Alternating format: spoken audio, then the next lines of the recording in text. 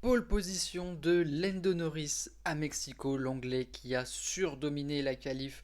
Voilà, c'était le plus rapide et il n'y a pas eu beaucoup de débats, même si j'avoue, j'ai cru à la pole de Charles Leclerc parce que son premier tour en Q3 était plus rapide que Norris. Il avait 2 dixièmes et puis Norris a décidé de mettre le champignon à fond et a retrouvé 6 dixièmes sur le chrono de Charles qui a lui ensuite pu se rapprocher à seulement 2 dixièmes et demi. Voilà, première ligne, Norris, Leclerc et derrière c'est Lewis Hamilton qui a retrouvé de la performance dans cette Ferrari, voilà, par rapport au dernier temps.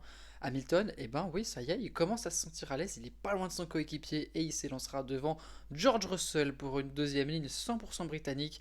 Derrière, Verstappen est cinquième, la Red Bull qui ne semble pas à l'aise dans le deuxième secteur. On a vu en qualif Max, dès qu'il essayait de pousser, et bah ça talonnait et il perdait l'arrière à chaque passage.